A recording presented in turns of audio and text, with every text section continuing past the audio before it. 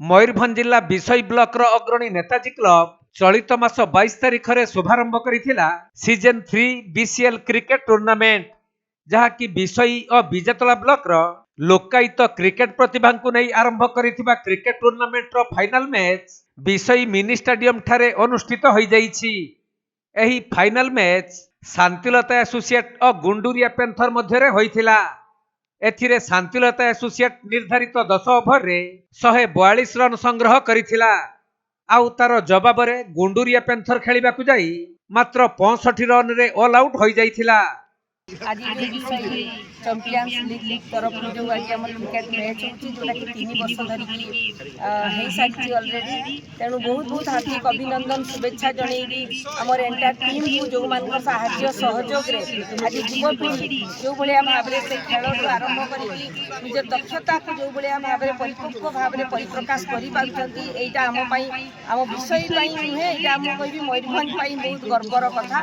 तो आज जो मैंने आम प्लेयर्स माने अच्छी से शुभकामना जनइबी कंग्राचुलेसन जनइबी जे आगामी दिन में आम पिला माने जो क्रिकेट खेल जोटा को निज कैरियर करी आग को बढ़ी पारे सी यही भाया खेल एवं भारत में सारा पृथ्वी में यहाँ हूँ सबुठ धनी खेल तेणु जो पिला माने प्लेयर्स माने खेलुंट शुभकामना जनइबी आग को बढ़ियापाई एवं ता सहित जो मान उत्साह आज आमर कार्यक्रम होउजी बहुत बहुत अभिनंदन एवं धन्यवाद देवी। आम गण में उपस्थित अच्छा डॉक्टर देवाशीष मारंडी समस्त को उत्साहित करने बहुत बहुत धन्यवाद दूसरी बहुत बहुत कंग्राचुलेसन। तबे एही क्रिकेट टूर्नामेंट सेमीफाइनल रे मुख्य अतिथि भावे पूर्वतन एसडीसी अध्यक्ष डॉक्टर देवाशीष मारंडी एवं जिला परिषद अध्यक्षा भारती हांसदा प्रमुख जोग देइथिबा बेले टूर्नामेंट उद्यापनी उत्सवर मुख्य अतिथि भावे एडीएम मनोज महंत समेत अन्य सम्मानित अतिथि माने जोग देई चैंपियन होइथिबा शांतिलता एसोसिएट दल को 40,000 टंका सहित ट्रॉफी प्रदान करिथिले। आउ रनर्स अप होइथिबा गुंडुरिया पेंथर दल को 30,000 टंका सहित ट्रॉफी प्रदान करा जाइथिला।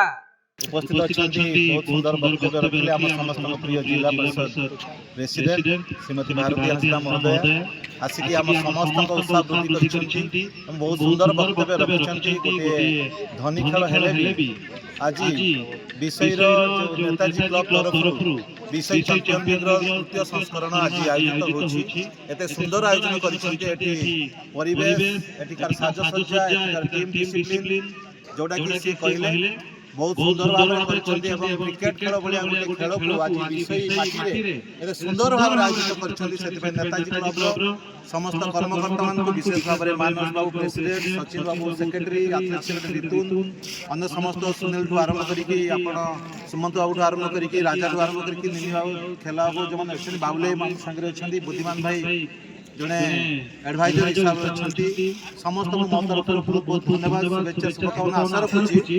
नेताजी क्लब जो आयोजन विषय चैंपियन लीग तृतीय संस्करण एत सुंदर आयोजन होती आसता दिन में विषय चैंपियन लीग क्रिकेट खेल केवल मयूरभंज जिला नुहे समग्र ओडिशा रे गोटे उदाहरण सृष्टि से जुग को आम आशा रखिकी से जुग को आम समस्त प्रभु जगन्नाथ माटी विषय प्रार्थना करी एवं नेताजी क्लब बहुत बहुत भविष्य कामना करी मोर वक्तव्य समाप्त करुछि। बहुत बहुत धन्यवाद। जय हिंद बंधु प्रजननी नेताजी क्लब जिंदाबाद।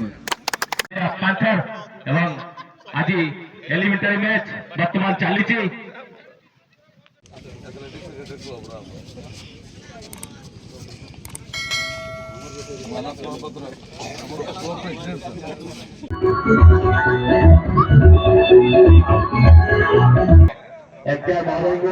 अनुरोध करी सेकेंड इनिंग्स आरंभ करेंगे।